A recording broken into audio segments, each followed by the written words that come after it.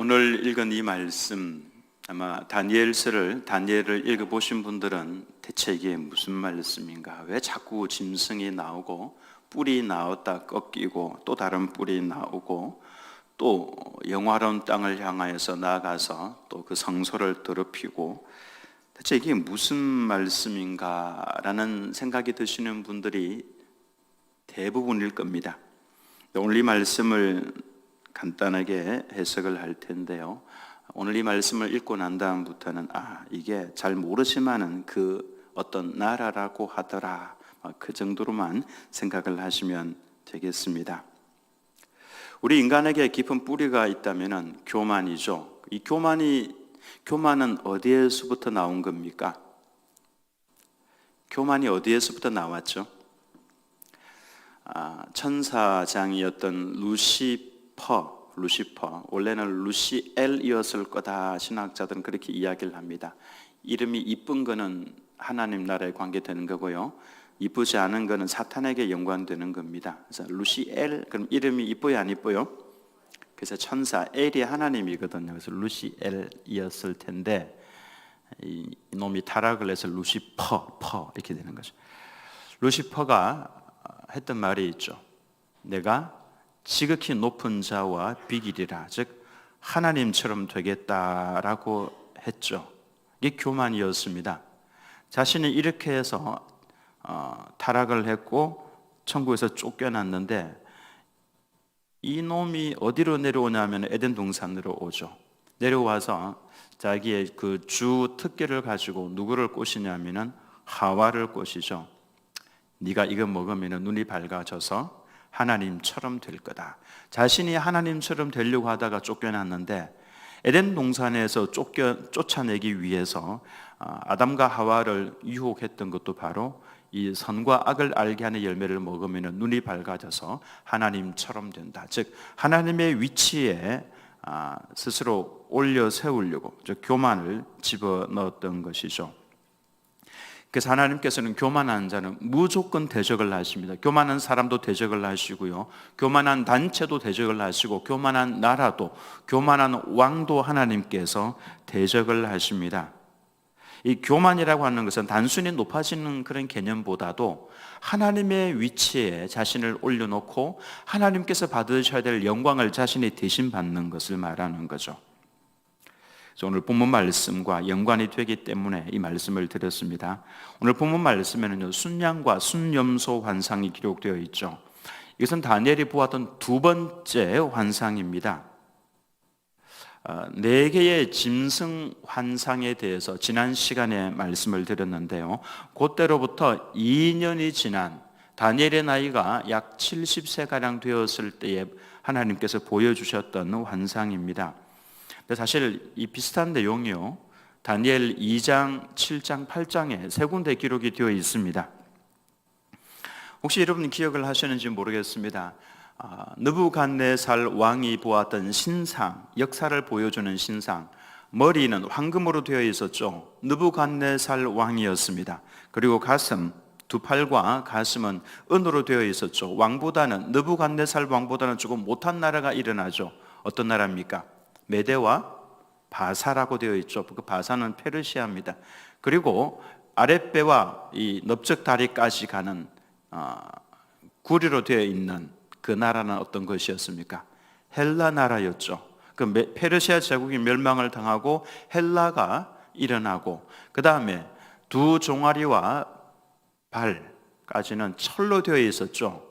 그리고 발가락은 얼마는 철, 얼마는 진흙.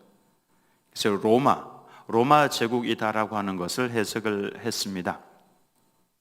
저 역사가 로마 제국이 있는 그때가 마지막이고, 그때 예수 그리스도께서 오셔서 그 신상을 치고 산돌이신 예수님께서 온 땅에 태산을 이룬다, 이런 내용이었죠. 그 다음에 다니엘 7장에서 보았던 짐승 4마리가 나왔죠.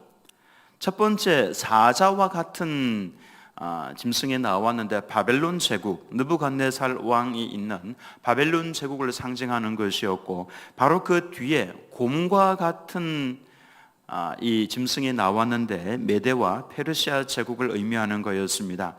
세 번째 나온 짐승이 표범과 같이 날개 갖고 빨리 달리는 그런 짐승이었는데 바로 알렉산더 대제가 이끌었던 헬라 제국을 말하는 것이고요.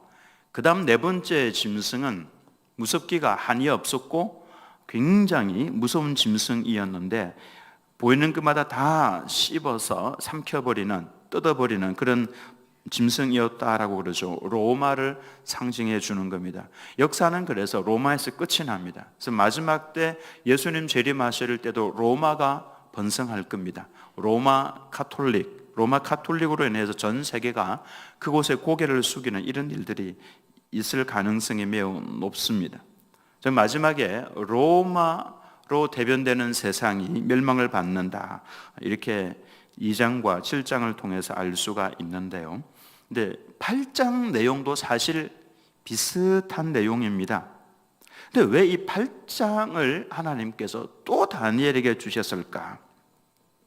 근데 사실은 7장과 8장 사이에는 약간의 차이점이 있습니다. 여러분, 신약 성경을 기록을 한 언어가 어떤 언어입니까? 헬라어죠, 그죠? 구약 성경을 기록을 한 언어는 어떤 언어입니까? 히브리어죠. 근데 히브리어만 있는 것 아닙니다. 아람어가 또 있습니다. 주로 이제 아람어가 다니엘이 기록을 했는데요. 왜냐하면 그때 당시, 지금은 전 세계적으로 영어가 보편화된 언어인데 그때 당시는 아람어가 보편화된 언어였습니다. 제국들이 통치를 하고 하면서 그래서 예수님도 아람어를 사용을 하셨을 거고요. 그 다음에 달리다쿰 있죠. 이와 같은 게 아람어입니다. 다니엘도 이 아람어를 가지고 성경을 기록을 했는데 다니엘 2장부터 7장까지를 아람어로 기록을 했습니다. 그리고 8장부터 다시 히브리어로 기록을 하는데 이 오늘 순양과 순염소에 관한 환상을 히브리어로 기록을 했던 이유는 이 8장에 우리가 오늘 읽었던 이 내용이 바로 이스라엘의 역사를 보여주는 것이기 때문에 주로 유대인들에게 집중해서 신경을 써서 읽고 깨달으라고, 그래서 히브리어로 특별히 8장을 기록을 했습니다. 이스라엘 민족과 연관되어 있는 역사입니다. 장래에 일어날 예언서라고 할 수가 있습니다. 특별히 8장에는 여러 가지 사실들이 기록이 되어 있는데 특별히 여기에는 어느 한 사건과 어느 한 인물에 집중을 좀 하고 있습니다. 이걸 알아야만 유대인들도 대체를 할 수 있기 때문에, 대비를 세울 수 있기 때문에, 그래서 이 말씀을 조금 더 부각을 시켜서 다니엘 8장을 하나님께서 말씀을 하고 있는 것이죠. 먼저 한번 보겠습니다. 3절 말씀 한번 봅니다. 잘 보십시오. 내가 눈을 들어본 저 다니엘입니다. 환상 가운데 보는 거죠. 강가에 두 뿔 가진 순양이 섰는데, 순양이 서 있는데 뿔이 두 개가 있습니다. 그 두 뿔이 다 길었다 그랬죠. 그 중에 한 뿔은 다른 뿔보다 길었고 그 긴 것은 나중에 난 것이더라. 자, 이제 우리는 성경에서 짐승이 나오고 뿔이 나오면은 그게 대충 무엇을 의미하는지를 압니다. 자, 짐승은 주로 짐승이나 그 뿔이 나오면은 주로 무엇을 상징해 주는 겁니까? 예. 자기 우리 장로님들 눈 좀 뜨시고. 예. 짐승이 나오고 짐승의 뿔이 나오면은 주로 무엇을 상징했냐면은 나라 또는 통치자, 나라와 통치자였죠. 요한계시록에도 짐승들이 나옵니다. 그 짐승은 나라나 권력자를 말하는 겁니다. 예수님도 뭐라고 기록을 하고 있냐면 어린 양으로, 그럼 그 진짜 어린 양이 아닙니다. 그 어린 양은 예수님을 가르쳐 주는 거죠. 짐승들이 나오면 분명히 어떤 나라일 거다, 뿔이 나오면 분명히 어떤 권세자일 거다, 이렇게 생각을 하시면 거의 맞습니다. 그러니까 이 순양도 그와 같이 나라와 또는 통치자로 보시면 됩니다. 그럼 이 순양이 도대체 누구를 가리키고 어떤 나라를 가리키는가? 20절 말씀, 20절 한번 읽어봅니다. 시작. 내가 본 바 두 뿔 가진 순양은 곧 메대와 바사 왕들이요라고 되어 있죠. 뿔이 왜 두 개가 있었냐 하면은 두 나라의 왕이기 때문에 메대와 페르시아, 메대가 먼저 있었고요, 페르시아가 나중에 합류를 합니다. 두 개 나라가 같이 있다가 메대와 페르시아가 하나가 되죠. 그래서 페르시아 제국이 되는 겁니다. 그래서 두 뿔이 다 길었다 그랬죠. 한 뿔은 다른 뿔보다 더 길었고, 즉 메대보다도 페르시아가 더 강력했습니다. 그래서 메대와 페르시아라고 하다가 페르시아 제국으로 통합이 되는 것이죠. 이걸 가리키는 겁니다. 이거를 3절 말씀에서 세세하게 정확하게 이게 기록을 해놓고 있죠. 두 뿔이 다 길었는데 그 중에 한 뿔은 다른 뿔보다 더 길었고, 긴 것은 나중에 난 것이더라.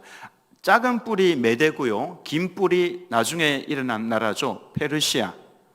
이렇게 되는 겁니다. 그 다음에 4절 말씀을 한번 봅니다.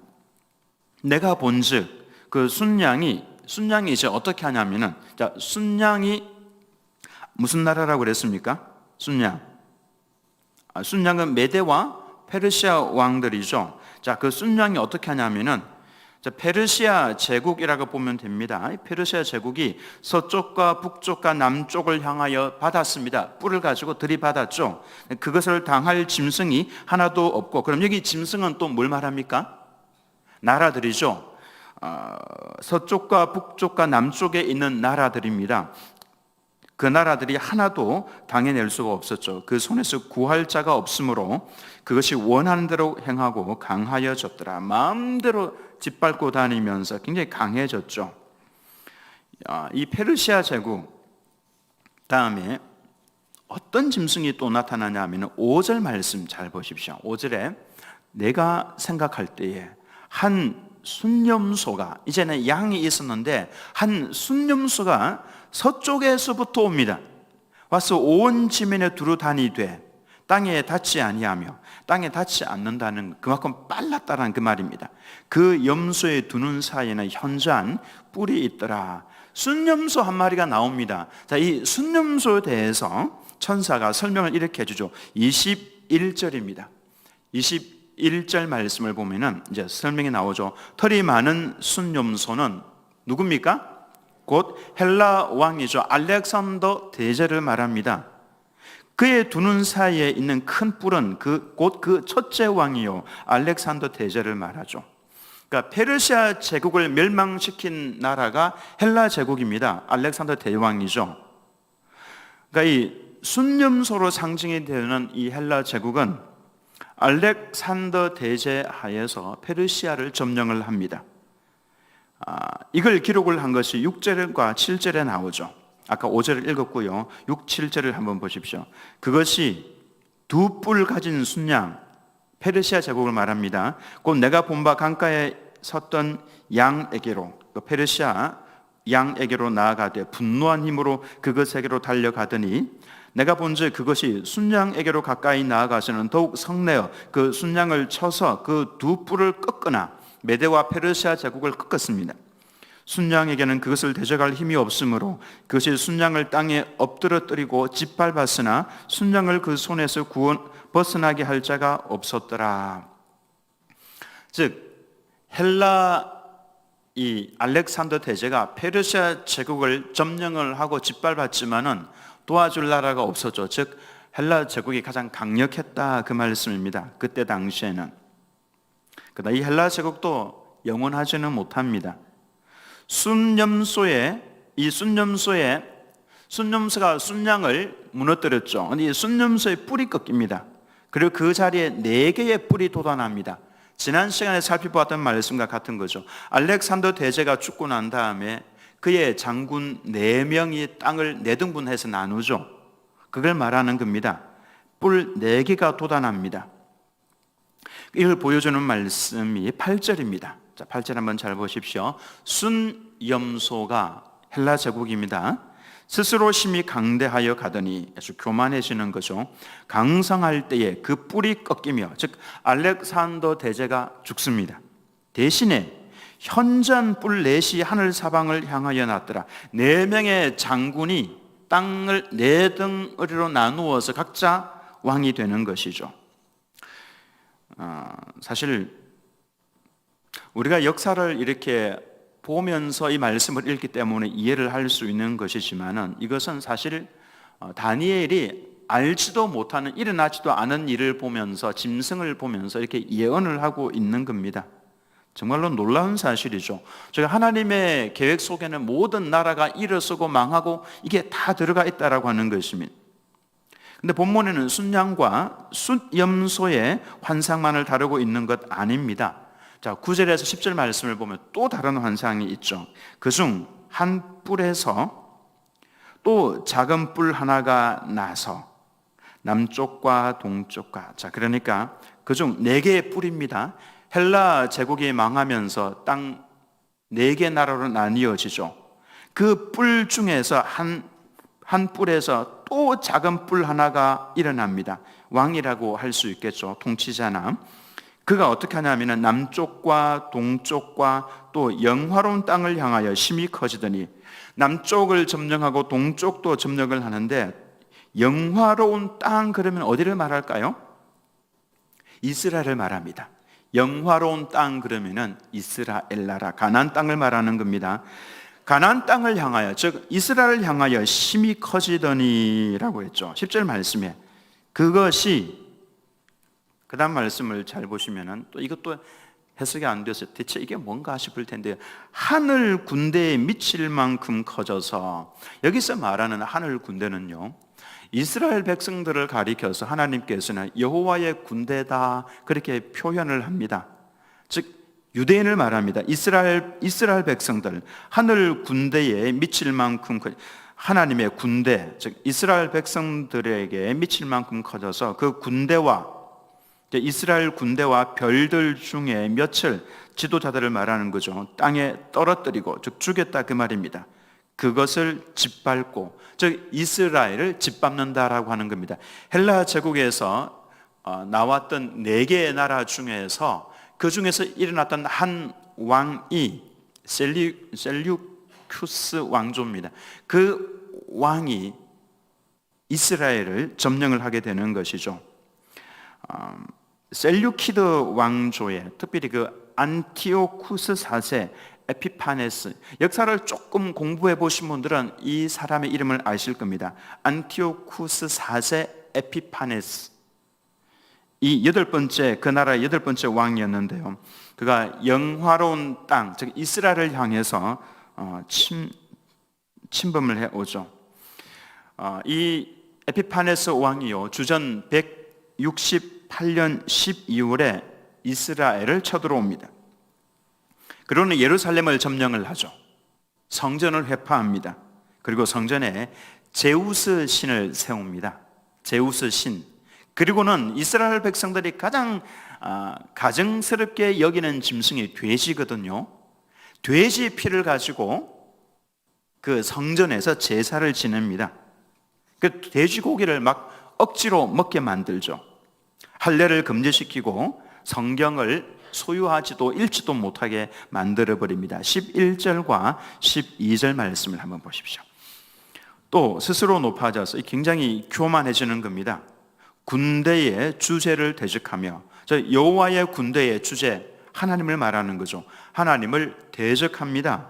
그에게 매일 드리는 제사를 없애버리고, 하나님에게 매일매일 드리는 제사가 있는데 상번제라고 그러죠. 그 제사를 없애버렸습니다. 그리고 그의 성소를 헐었으며 예루살렘에 있던 성전을 헐었습니다. 그리고 12절에 그의 악으로 말미암아 백성이 매일 드리는 제사가 넘긴 바 되었고, 그것이 또 진리를 땅에 던지며 자의로 행하여 형통하였더라. 유대인 입장에서는요, 이것만큼은 도무지 참을 수 없는 일입니다. 심지어 이런 기록도 남아 있습니다. 유대인들에게 돼지고기를 먹을래 순교할래, 그 순교를 택할 정도로 그렇게 돼지를 증오했었는데, 그 가증스러운 여기는 돼지를 가지고 성전에서 제사를 지내고 성전을 더럽혔던 것이죠. 그러니까 유대인들이 참다 못해서 일어나서 싸우기 시작합니다. 여러분, 구약의 말라기 선지자 이후부터 신약의 세례 요한이 나오기까지 요 기간이 한 400년 정도 됩니다.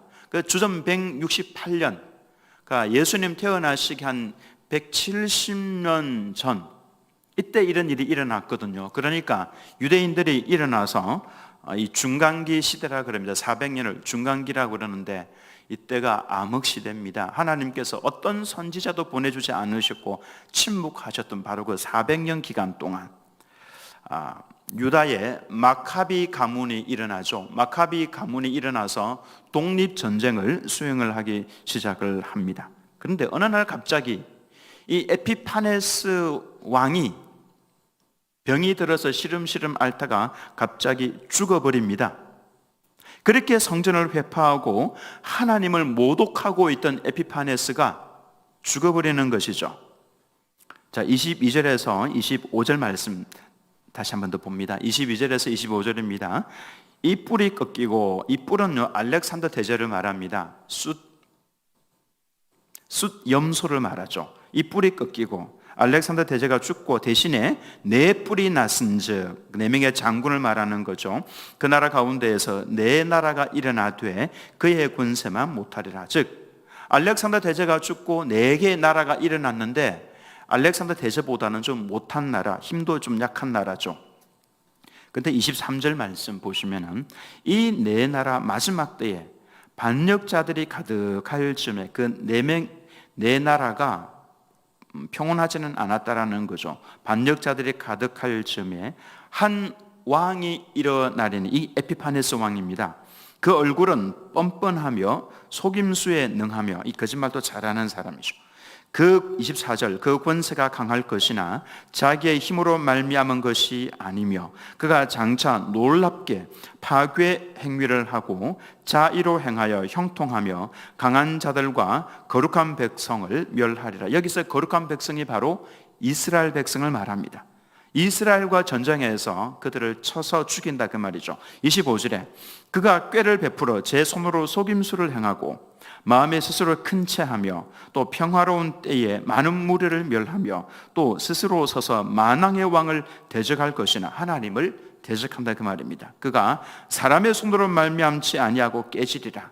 사람의 칼에 죽는 것이 아니라 병에 걸려서 갑자기 죽어버립니다.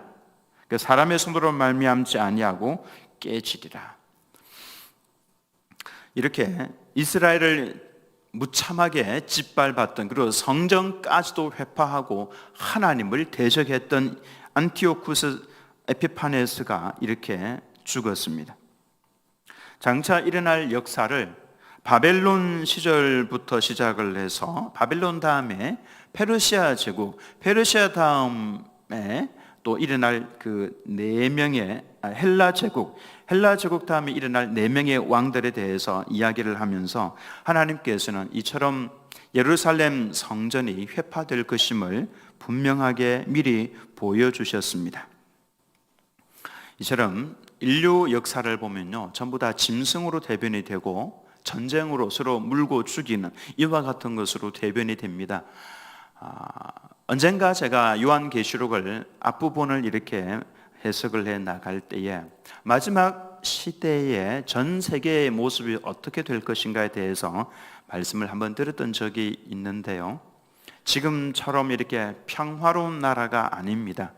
그때는 믿는 자들을, 전 세계 어느 곳에서나 믿는 자들을 단두대에서 목을 쳐서 죽이는 이런 현상들이, 이런 일들이 일어날 것이라는 거죠. 그러니까 전 세계에 지금처럼 평화로운 정권이 아니라 공산주의자들이나 아니면 이슬람주의자들이나 그 나라를, 전 세계를 그와 같은 분위기가 될 것이다 라고 하는 것을 알 수가 있습니다. 이와 같은 핍박은 지구의 한 모퉁이에서만 일어날 것이 아니라 전 세계에 다 일어날 것이다 라고 말씀을 하셨죠. 그러므로 우리는 지금 전 세계가 어떤 방향으로 나아가고 있는지를 유심히 볼 필요가 있습니다. 이게 이것다라고 말씀을 하기에는 아직까지는 잘 모르지만은 앞으로 일어날 일들과 일어날 정권들, 전 세계에 일어날 흐름들을 보면은 평화 시대라기보다는 그들의 명령 한마디면은 예수 믿는 사람들을 죽일 수 있을 정도의 그런 정권이 들어설 것이다 라고 하는 생각을 가지고 전 세계를 한번 바라보시기 바랍니다. 우리가 이 말씀을 읽으면서 교훈을 몇 가지를 찾는다면은, 교만한 사람이나 교만한 국가는 아무리 강력하다 할지라도 망한다라고 하는 것입니다. 하나님께서 쳐서 죽이기도 하시고 나라를 일으켜서 멸망을 시키기도 하시고, 어쨌든 이 안티오쿠스 에피파네스에 대해서 하나님께서는 세세하게 유대인들에게 설명을 해 주셨죠. 이런 왕이 나타날 것이다. 깨달으라는 것이죠. 하나님께로 돌이키라고 하는 것이죠.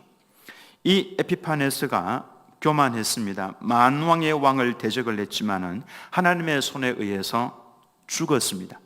즉, 여러분들, 전 세계에 아주 강력한 통치자가 나타나거나 그들이 형통한 것처럼 보인다고 할지라도 두려워할 필요가 없는 것은 하나님의 손에 의해서 죽임을 당하기 때문에 그렇습니다.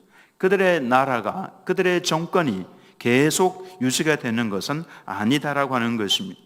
두 번째로, 하나님의 예언은 반드시 이루어집니다. 26절 말씀 한번 같이 읽겠습니다. 26절입니다. 시작. 이미 말한 바 주야에 대한 환상은 확실하니 너는 그 환상을 간직하라. 이는 여러 날 후에 일임이라 하더라. 이제 여러 날 후에 일어날 그 일에 대해서 다니엘이 예언을 한 것이죠. 역사에 대해서 우리가 앞으로 이런 일이 일어날 것이다라고 말을 하는 것은 결단코 쉬운 것이 아닙니다. 근데 하나님께서 이 모든 역사를 손에 다 쥐고 이런 나라가 일어날 것이다. 그때 당시에는 헬라가 일어날 것 꿈에도 생각을 못했죠. 로마가 일어날 것도 꿈에도 생각을 못하고 있었는데 이미 하나님께서는 다 계획을 가지고 계셨다라고 하는 것입니다. 마찬가지로 예수님의 재림 또한 이루어질 것입니다. 언제 이루어질지는 모르지만은 우리는 오늘도 깨어서 기도하면서 그날이 속히 올 것이다 라는 이 의식을 가지고 살아가야 한다라고 하는 것입니다.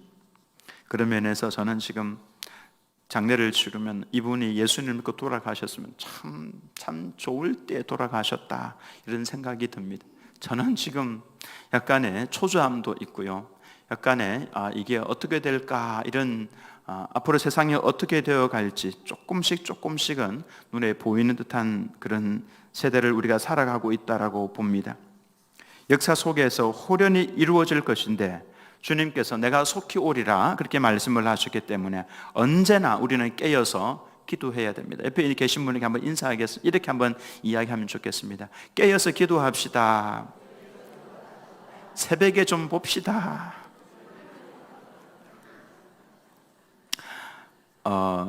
목사가 이렇게 거룩한 이렇게 경건한 습관을 쫓아서 거룩한 삶을 살자라고 이렇게 말씀을 드릴 때는 여러분들도 마음속에 생각을 좀 하셔야 합니다. 이제 하나님께서 우리에게 이와 같은 삶을 살기를 원하시는구나, 이런 개념을 가지고 있는 것과 그냥 살아가는 것은 정말 차이가 많습니다. 이런 의식을 좀 가지고 계셔야 합니다. 그리고 세 번째로, 정말로 하나님의 이 말씀은요 진중하게 받으셔야 합니다. 27절 말씀에 이에 나 다니엘이 지쳐서 여러 날 앓다가 일어나서 왕의 일을 보았느니라. 내가 그 환상으로 말미암아 놀랐고 그 뜻을 깨닫는 사람도 없었느니라. 다니엘이 이 말씀을 받으면서 꼬꾸라졌습니다. 수일을 알았습니다. 만약에 하나님의 말씀을 농담으로 여겼다면, 그리고 내가 있을 때는 일어나지 않을 것 같은데 이렇게 생각을 했다면 이렇게 아프거나 수일 동안 누워있지는 않았겠죠. 마치 이 무서운 일들이 내 시대에 일어날지도 모른다. 이것 때문에 다니엘은 웃을 수가 없었습니다. 아팠습니다. 이런 말씀을 어찌 가볍게 받을 수가 있겠습니까? 그냥 웃으면서 아무것도 아닌 것처럼 내 때는 안 일어날 것이야, 이런 자세가 아니었다라고 하는 것입니다. 정말 진중하게 하나님의 말씀을 받았고 그 말씀 앞에 떨었습니다. 참된 그리스도인은 하나님의 말씀을 있는 그대로 읽고 지나가지 않습니다. 그 말씀을 진중하게 받는 것이죠. 역사를 이끌어 가시는 하나님 앞에서 우리 모두가 진정 겸손하게 엎드려서 깨어서 기도하며 그 말씀 앞에 무릎을 꿇고 오늘도 깨어서 기도하며 하나님께서 예수님께서 속히 오시마 말씀하셨는데 내 때에 이 일이 이루어질 수 있다라고 하는 이 의식을 가지고 오늘도 깨어 기도하며 깨어있는 신앙생활 하시기를 예수님의 이름으로 축원합니다.